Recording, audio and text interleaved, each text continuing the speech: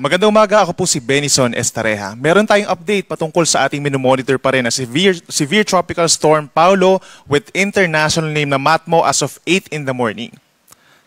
As of 7 a.m. may huling namataan ang sentro ni Bagyong Paulo sa coastal waters na po ng bayan ng Dilasag sa may Northern Aurora. Ito ay bahagya pang lumakas from 100 naging 110 kilometers per hour na yung lakas ng hangin nito malapit sa gitna at may gustiness or pagbugso hanggang 150 kilometers per hour at kumikilos west-northwest at bahagyang bumilis at 25 kilometers per hour.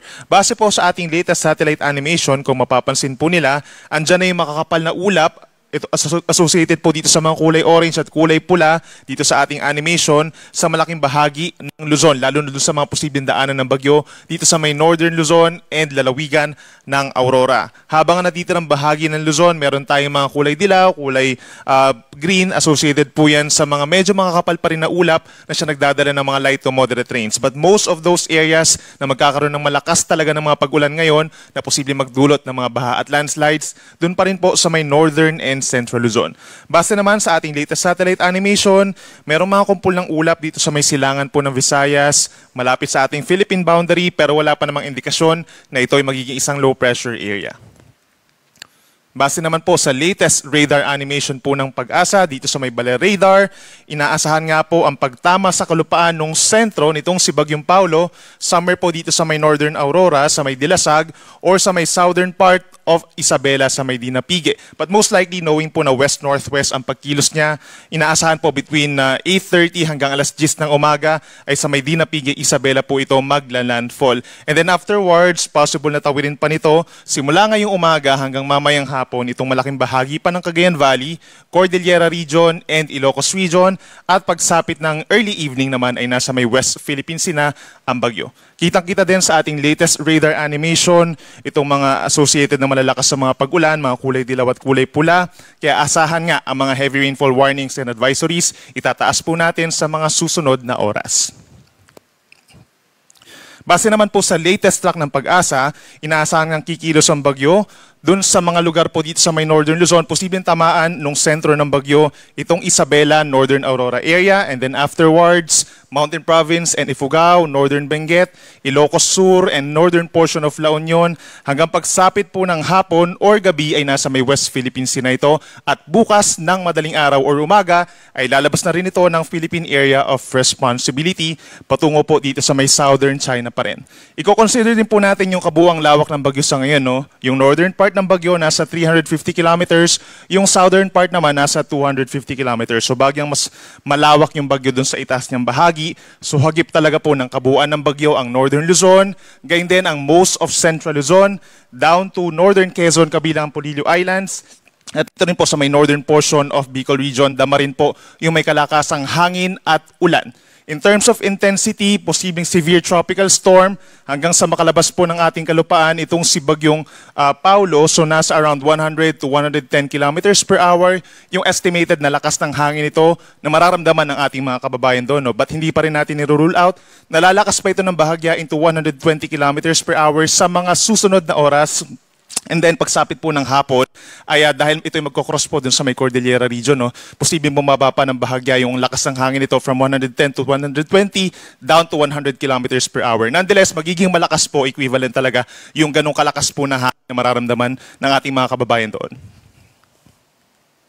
So ngayon po meron tayong nakataas pa rin na wind signal number 3 dito po sa mga posibleng daanan nga ng sentro, Northern Aurora, Central and Southern portions of Isabela, Northern portion of Quirino, Northern portion of Nueva Vizcaya, signal number 3 rin sa Mountain Province, Ifugao, Southeastern Abra, Northern portion of Benguet, maging sa Central and Southern portions of Ilocos Sur, at sa Northern portion of La Union. Itong kalakas po na hangin na 100 to 110 kilometers per hour, posible pa rin makasira po ng mga struktura na may hina, yung mangyayari po sa kahoy in particular, at posible makapagpatumba ng ilang puno at poste ng kuryente na siya nagre-resulta po sa mga brownout.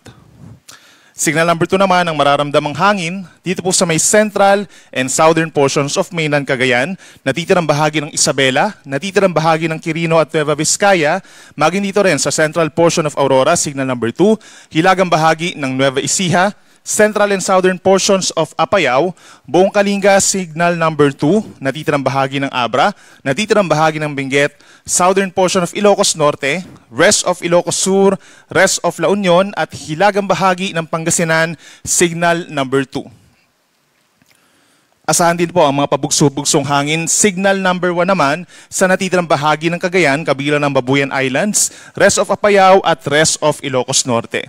Signal number 1 din sa natitirang bahagi pa ng Aurora, Northern Quezon, kabilang ng Polillo Islands, buong Camarines Norte, northern portion of Camarines Sur, buong Catanduanes, signal number 1, at maging dito rin po sa natitirang bahagi ng Pangasinan, northern Zambales, buong Tarlac, rest of Nueva Ecija, northeastern portion of Pampanga at northern portion of Bulacan. Ang natitirang bahagi ng Luzon plus parts of Panay Island, northern Samar and eastern Samar, asahan din po yung mga pabugso-bugsong hangin, epekto naman ng outer cloud bands nitong si Bagyong Paulo. Pagdating naman sa mga pag-ulan, aasahan yung pinakamalalakas na ulan ngayong araw. Dito pa rin sa mga unang tatamaan nitong si Bagyong Paulo. Itong Isabela, Quirino, and Aurora, possible po yung higit sa 200 mm na dami ng ulan na posible magdulot ng malawakang pagbaha, hindi lang doon sa mga low-lying areas, kundi maging sa mga kailugan at mga sapa, and possible din po ang landslides or pagguho ng lupa, lalo na dito sa mga areas sa mga Caraballo Mountains and Sierra Mountain Ranges, mataas ang tsansa ng landslides. Meron naman tayong 100 to 200 mm sa dami ng ulan or paminsan-minsang malalakas sa ulan ngayong umaga hanggang mamayang hapon dito sa may Cagayan, kabilang ng Babuyan Islands, maging sa buong Cordillera Administrative Region, asahan yung malalakas na mga pag-ulan sa bagdaan ng Bagyong Paulo. Dito rin po sa may Nueva Vizcaya and Nueva Ecija, Ilocos Sur, La Union, and Pangasinan, possible yung moderate to heavy with at times intense rains. At posible pa rin ang 50 to 100 mm sa dami ng ulan na siya nagdudulot pa rin ng mga mangilan-ngilan na mga pagbaha at pagguho ng lupa dito sa may Ilocos Norte ngayong araw po yan, maging sa natitirang bahagi ng Central Luzon, dito rin sa mga probinsya ng Rizal, Laguna, and Quezon, lalo na yung mga nasa eastern sides, Camarines Norte, Camarines Sur, Catanduanes, hanggang sa may Albay, patuloy pa rin ang mga pag-ulan na hihigit sa 50 mm. Kaya lagi magantabay sa ating mga advisories and even heavy rainfall warnings sa mga susunod na oras. Make sure na coordinated din tayo sa ating mga local government units for possible evacuation or rescue. At pagdating naman sa gale warning or matataas sa mga pag-alon, malayo sa Pangpang, possible yung hanggang 6 na metro. Dito po sa mga baybayin ng Batanes, Cagayan, kabilang pa rin ng Babuyan Islands, baybayin ng Isabela, Aurora, Ilocos Norte, at Ilocos Sur.